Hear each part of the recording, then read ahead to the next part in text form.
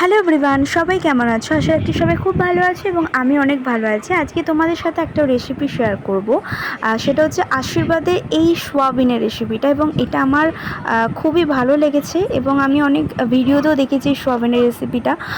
So সোয়াবিনটা আমার try করতে ইচ্ছা করলো এবং মানে রেসিপিটাও আমার অবশ্যই ইচ্ছা হলো তোমাদের সাথে শেয়ার করি। তো এটা কিন্তু সম্পূর্ণ নিরামিষ একটা রেসিপি আমি করব, পটল আলু দিয়ে সোয়াবিন দিয়ে নিরামিষ একটা তরকারি। দেখো, তো সোয়াবিনগুলো ভিজিয়ে রেখে, যেটা হয় ভিজিয়ে রাখার পর নিংড়ে নিয়ে আমি তেলে হালকা আছে একদম নেড়ে নিচ্ছি, খুব ভালোভাবে নেড়ে নিচ্ছি। এবং আমার তো এখানে সমস্ত কিছু রেডি। আমি যতটা তাড়াতাড়ি কম সময়ের মধ্যে তোমরা করতে পারো এবং আমিও যতটা কম সময়ের মধ্যে দেখাতে পারি তোমাদের, সেরকমভাবে দেখছি।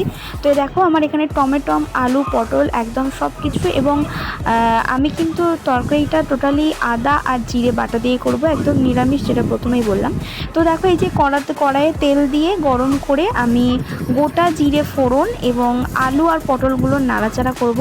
তবে এখানে একটা কথা বলে রাখি, চাইলে তোমরা আলাদাভাবেও নুন হলুদ দিয়ে আলু পটল ভেজে নিতে পারো, কিন্তু আমি এখানে কম সময়ের জন্য একেবারে তরকারিটা বসিয়ে দিয়েছি, মানে আর আলাদা করে ভাজবো না, একেবারে ভেজে নিচ্ছি। তো দেখো, কুচি করে রাখা টমেটোগুলো আমি সাথে পাইল করে নিয়ে খুব ভালোভাবে নাড়াচাড়া করে নেব, যাতে এতে কাঁচা গন্ধগুলো বেরিয়ে যায়।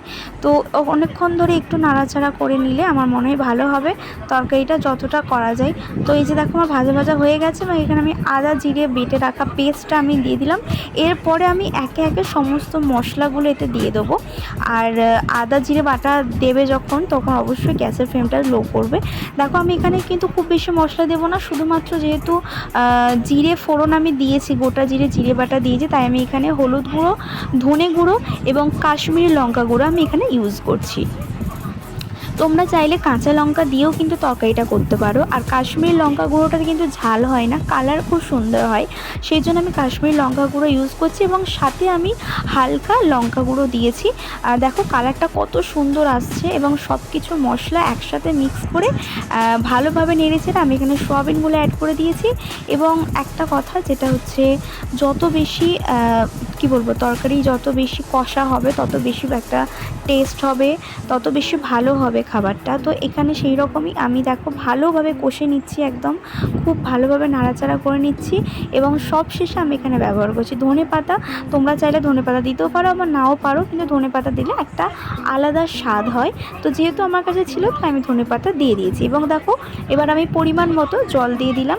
তোমরা যেরকম খাবে তরকারিটা, তোমরা এটা ঝোলও করতে পারো, কিন্তু আমার মনে হয় রুটি পরোটা দিয়ে খেতে গেলে এটা একটু রসা রাখতে হবে। আর আমি যেহেতু রুটি দিয়ে খাবো, তাই একটু রসা রেখেছি। আর চাইলে তোমরা ভাত দিয়ে যদি খেতে চাও তাহলে ঝোলও রাখতে পারো।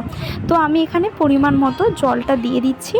আর অবশ্যই তোমরা তোমাদের পরিমাণ মতো জল দিয়ে দিও, যে যেরকম খাবে সে অনুযায়ী জল দিও। আর অবশ্যই শেষে নুনটা পরিমাণ মতো দিও। আমি এখানে পরিমাণ মতো নুন দিয়ে দিলাম। আমি যেরকম রান্নাটা করছি সেই যদি প্রসেসে তোমরা রান্নাটা করো, অবশ্যই ভালো হবে।